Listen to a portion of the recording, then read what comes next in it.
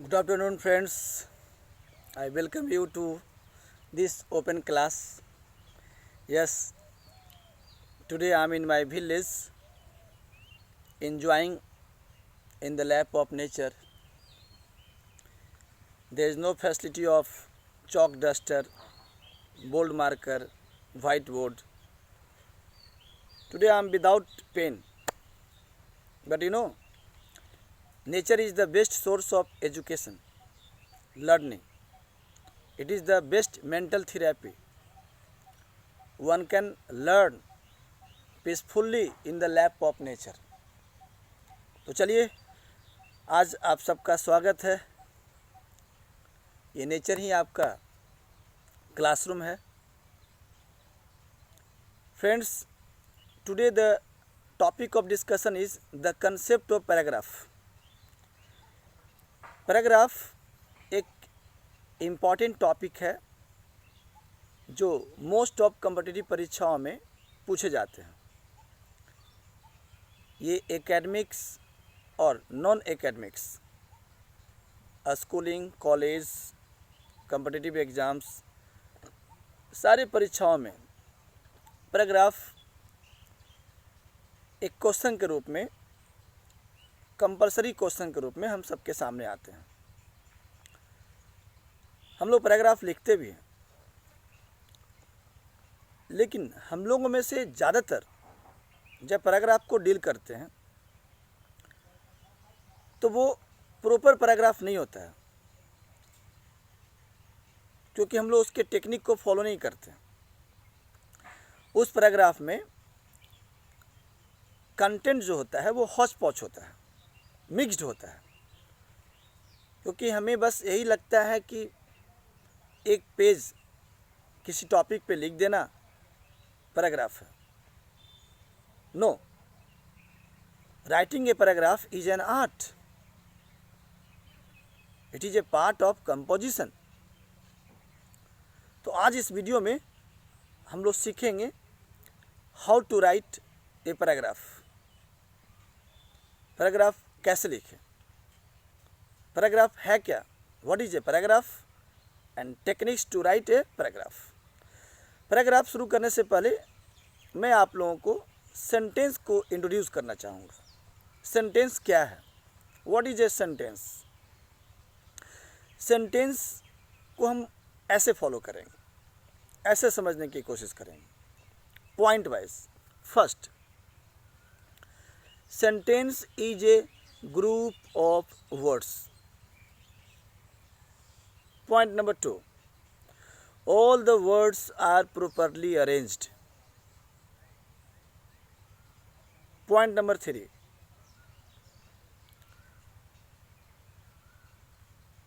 all the words must form a complete sentence.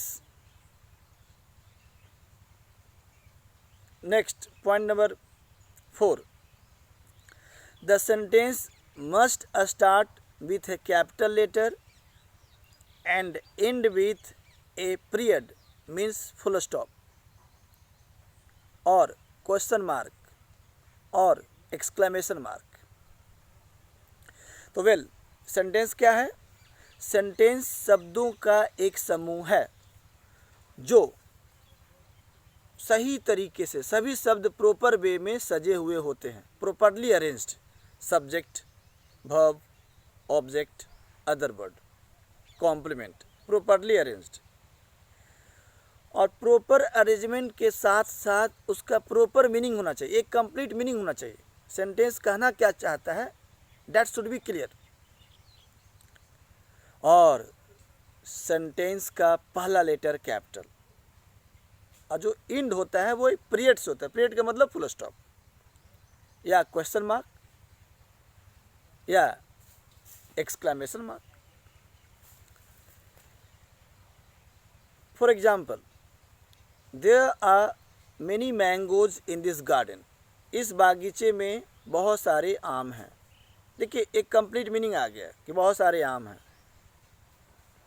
Sentence एक proper arrangement को follow कर रहा है। देयर से शुरू हुआ, वर्ब आया, सब्जेक्ट आया, अदर वर्ड आया। I am in the garden, मैं बागीचे में हूँ। देखिए मीनिंग कंप्लीट है। यदि मैं बोलूँ ऑन द रूफ, छत पर, ऑन द रूफ, छत पर, तो सवाल उठेगा क्या छत पर, क्या, तो नहीं, छत पर, छत पर। एक्सक्यूज मी बबलू, छत पर, छत पर, क्या छत पर। देखिए ये इनकम्प्लीट है, लेकिन सेंटेंस हमेशा कंप्लीट होता है। अब मैं सेंटेंस का एग्जांपल ले रहा हूँ। There is a snake on the roof, छत पर एक सांप है। I am on the roof, मैं छत पर हूँ। अब देखिए ये मीनिंग कंप्लीट हो गया, अपने आप में कंप्लीट हो गया। और जो इनकम्प्लीट होता है वो फ्रेज होता है। फ्रेज हमेशा इनकम्प्लीट होता है, बट सेंटेंस क्या होता है, कंप्लीट होता है। अब बात करेंगे हम लोग व्हाट इज ए पैराग्राफ। तो सेंटेंस क्या है, a group of words. Paragraph क्या है, paragraph is a group of sentences. जी हाँ, पैराग्राफ में वाक्यों का समूह होता है। The paragraph is a group of sentences that discuss single idea of the given topic। Paragraph लिखने के कुछ कंडीशन है, कुछ कंसेप्ट है, उसको मैं पॉइंट वाइज आपको एक्सप्लेन कर रहा हूँ। First, paragraph is a piece of composition. Composition मतलब लिखना। Paragraph is a piece of composition. Number 2, the paragraph is a group of sentences.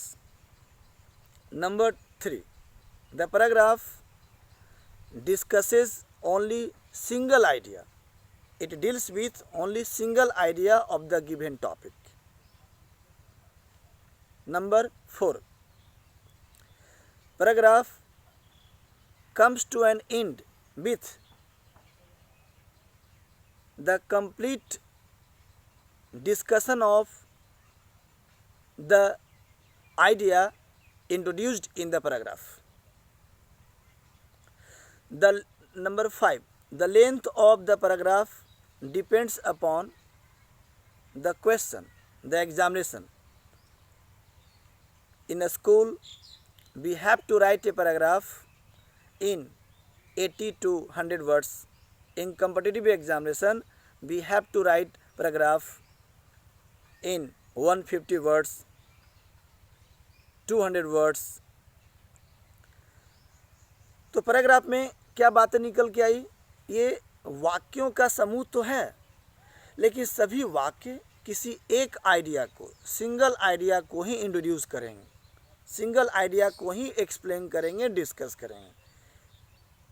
But कई बार होता है कि एक ही पैराग्राफ में बहुत सारे आइडियाज़ मिक्सअप हो जाते हैं, हौच पौच हो जाते हैं, तो वो पैराग्राफ नहीं होता है, वो मीनिंगलेस हो जाता है। वो फिर जो लिखने का जो पर्पस है, पैराग्राफ लिखने का पर्पस, वो ख़त्म हो जाता है। The very purpose of writing a paragraph comes to an end without any proper result. और यहीं पे हम लोग गलती कर देते हैं। सपोज एक टॉपिक दिया हुआ है, न्यूज़पेपर पे पैराग्राफ लिखें। अब देखो न्यूज़पेपर एक टॉपिक हुआ, उसमें बहुत सारे आइडियाज़ हो सकते हैं, जैसे कि हिस्ट्री ऑफ न्यूज़पेपर, न्यूज़पेपर आया कैसे, एडवांटेज ऑफ न्यूज़पेपर, न्यूज़पेपर के एडवांटेज क्या है, डिसएडवांटेज ऑफ न्यूज़पेपर, उसके नुकसान क्या है। तो ये अलग अलग आइडिया है, तो आप कोई एक आइडिया पिक करो। एडवांटेज तो पूरे पैराग्राफ में एडवांटेज, डिसएडवांटेज तो पूरे पैराग्राफ में डिसएडवांटेज, हिस्ट्री तो पूरे पैराग्राफ में हिस्ट्री। बट हम लोग करते क्या है, पैराग्राफ जब लिखते हैं 100 वर्ड्स में ही हिस्ट्री भी इंट्रोड्यूस करते हैं, एडवांटेज भी, डिसएडवांटेज भी। ये पैराग्राफ नहीं है। तो आप आज से इस तरह का एरर, मिस्टेक, ब्लंडर नहीं करें। आपको न्यूज़पेपर पे पैराग्राफ लिखना ही है तो आप कंफर्म हो जाएं कि इसके कौन से आइडिया को मैं अच्छी तरीके से एक्सप्लेन कर सकता हूँ। यदि आपको लगता है कि एडवांटेज, मेरे पास एडवांटेज का जो आइडिया है वो है, मैं बहुत अच्छी तरह से इसको एक्सप्लेन कर सकता हूँ, तो आप पैराग्राफ के फर्स्ट लाइन में ही, फर्स्ट सेंटेंस में ही उसको इंट्रोड्यूस कर दो। There are many advantages of the newspaper in our daily life, full stop. अब आगे ये एक्सप्लेन करो कि एडवांटेज है तो कैसे है। तो एक पैराग्राफ में यदि आपको 100 वर्ड्स में लिखना है तो स्टार्टिंग का 1 और 2 जो लाइन्स होगा वो इंट्रोडक्टरी होगा, इंट्रोड्यूस करोगे कि आप किस दिए हुए टॉपिक के किस आइडिया को इंट्रोड्यूस करने जा रहे हो, और उस 1 और 2 लाइन के बाद, 2 सेंटेंसेस के बाद आप उसी को एक्सप्लेन करोगे कैसे एडवांटेजेज है तो कैसे। और आखिरी में, पैराग्राफ के आखिरी में आप सजेशन दोगे, सलाह दोगे, अपना सजेशन जो है एक्सप्रेस करोगे। अब ये कोई जरूरी नहीं कि हर पैराग्राफ में सजेशन दिया जाए, लेकिन कहीं कहीं पे सजेशन इज रिक्वायर्ड। अब यदि कोई स्टूडेंट न्यूज़पेपर पे पैराग्राफ लिखता है, अब वो एडवांटेज नहीं, वो डिसएडवांटेज, तो वो इंट्रोड्यूस ही करेगा डिसएडवांटेज से। The newspaper is a source of various problems, there are many disadvantages of the newspaper in our personal life and day to day life. The newspaper is monitored by money. Those who pay heavy amount, the newspaper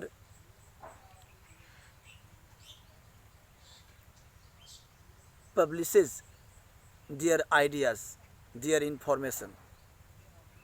The newspaper interferes one's personal life. Most of the news in the newspaper is false. तो इस तरह से आप उसके disadvantage को प्रस्तुत करेंगे। यदि कोई स्टूडेंट न्यूज़पेपर टॉपिक पे न एडवांटेज न डिसएडवांटेज, वो डिस्कस करना चाहता है हिस्ट्री, तो वो हिस्ट्री के बारे में डिस्कस करेगा। तो न्यूज़पेपर में, पैराग्राफ में हमें एक एडवांटेज होता है कि जो टॉपिक दिया हुआ है उस टॉपिक में बहुत सारे आइडियाज़ होते हैं, तो किसी भी आइडिया को हम एक्सप्लेन कर सकते हैं। हाँ, कई बार पैराग्राफ में चॉइस नहीं होता है, टॉपिक ही होता है एडवांटेज ऑफ बुक, अब हमें सिर्फ एडवांटेज के बारे में ही लिखना है। डिसएडवांटेज ऑफ टेक्नोलॉजी, अब सिर्फ डिसएडवांटेज के बारे में ही लिखना है।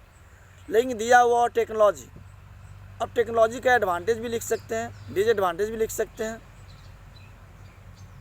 तो इस तरह से हम लोग पैराग्राफ को एक्सप्लेन करते हैं। पैराग्राफ बहुत तरह के होते हैं, there are different kinds of paragraph. Number 1, class paragraph. Class paragraph में क्या होते हैं कि किसी टॉपिक के क्लासिफिकेशन को डिस्कस करते हैं। जैसे पॉल्यूशन, अब पॉल्यूशन के कितने काइंड्स होते हैं ये पैराग्राफ में डिस्कस करेंगे। अनएम्प्लॉयमेंट, अनएम्प्लॉयमेंट के कितने काइंड्स होते हैं ये पैराग्राफ में डिस्कस करेंगे। ये हो गया class paragraph. Number 2, descriptive paragraph. Descriptive में क्या है, आपको एक डिस्क्राइब करना है, चाहे पर्सन हो या प्लेस हो, कोई घटना हो। A fire incident in my village, एक आग की दुर्घटना मेरे गांव में, एक आग की घटना मेरे गांव में। अब आग कैसे लगा, क्या हुआ, उसको डिस्क्राइब कीजिए। तो ये हो गया डिस्क्रिप्टिव पैराग्राफ। गया को डिस्क्राइब करना है, गया के बारे में कुछ लिखना है, तो गया में क्या है, क्या कैसा दिखता है, मतलब वो जो है, आपको अलग से ऐड नहीं करना, वो जो है उसको डिस्क्राइब कर देना है, तो that is called descriptive paragraph. Number 3, reflective paragraph. देखिए रिफ्लेक्टिव पैराग्राफ में क्या है कि आपको मौका मिलता है कि आपकी फिलॉसफी क्या है, आपकी सोच क्या है उस टॉपिक के बारे में। ऑनेस्टी, अब इस पे आपको पैराग्राफ लिखना है, तो ऑनेस्टी के बारे में आपकी सोच क्या है, आपकी फिलॉसफी क्या है, आप कैसे सोचते हैं इसको, आप कैसे इसको देखते हैं, तो this is called reflective paragraph. Informative paragraph, informative paragraph में क्या करते हैं हम लोग, इन्फॉर्म करते हैं, किसी चीज़ के बारे में हम लोग इन्फॉर्म करते हैं, जैसे कोरोना वायरस, अब इसके बारे में हम लोग इन्फॉर्म, इसके बारे में हम लोग क्या जानते हैं, मुझे लिखने के लिए कहा जाए कि आप कोरोना वायरस के बारे में लिखें, तो मैं इसके बारे में क्या जानता हूँ उसको मैं इन्फॉर्म करूँगा, मैं उसको लिखने की कोशिश करूँगा, तो that is called informative paragraph. तो ये काइंड्स है पैराग्राफ का। तो मैं एक एग्जाम्पल लेता हूँ, यदि क्वेश्चन है कि right a paragraph on flood, बाढ़ पे एक पैराग्राफ लिखे, तो मैं ऐसे लिखूँगा। देखिए बाढ़ टॉपिक पे, फ्लड टॉपिक पे बहुत सारे आइडियाज़ हो सकते हैं। फ्लड कैसे उत्पन्न होता है, फ्लड जब आता है तो क्या होता है, इसका रिजल्ट क्या होता है, इसका एडवांटेज क्या हो सकता है, बहुत सारे आइडियाज़ हैं। लेकिन आप गेस करना कि मैंने कौन सा आइडिया को इंट्रोड्यूस किया। Flood is the most destructive natural calamity which brings havoc, disaster all around. When the flood strikes an area, the entire area gets flooded with water. Houses get collapsed. The entire area gets plunged into water. Many cattle get washed away. Many people die. Crops get destroyed. The flood affects that area physically, mentally, economically. There is a heavy loss of life, property. People move to the upper area. People move to the safe place. The place where the flood comes becomes hellish.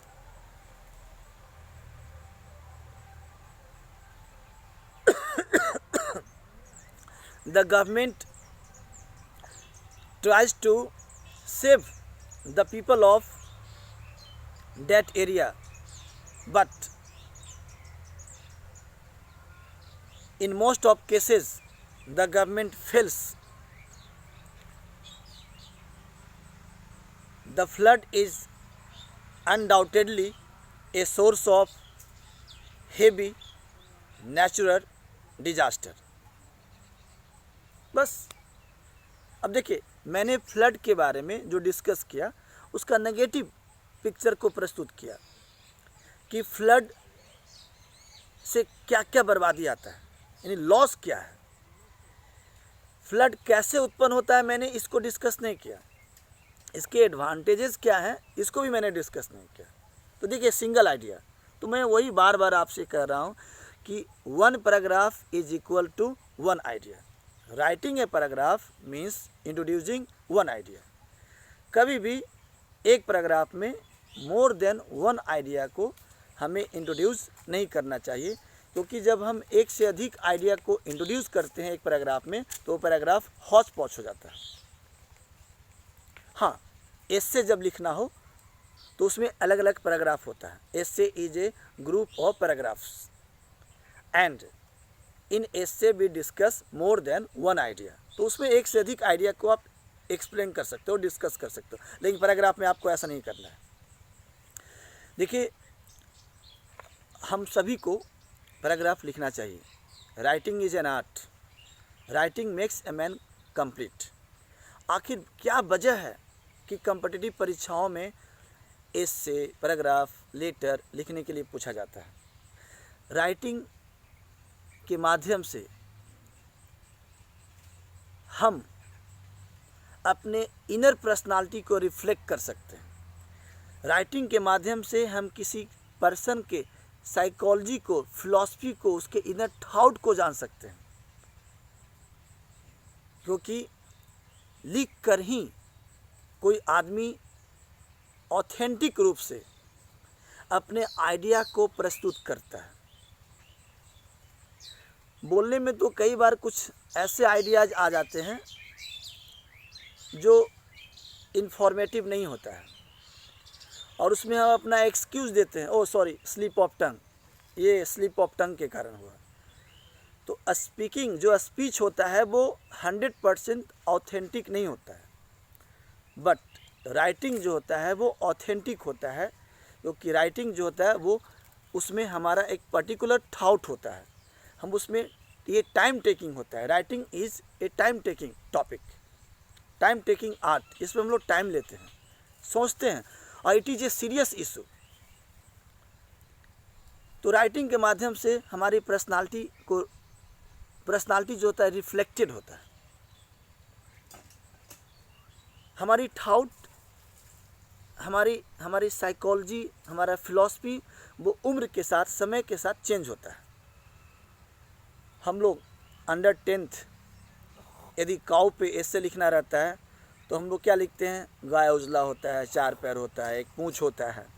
लेकिन यदि यही आपको BPSC में, UPSC में काऊ पे एसे लिखना हो, paragraph लिखना हो, तो क्या आप ये सब लिखेंगे? उजला होता है, पूँछ होता है? नहीं, वहाँ पे आप अपना फिलॉसफिकल थॉट देंगे।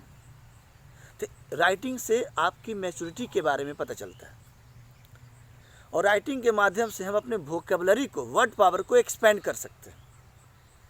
तो we must try to write on any topic.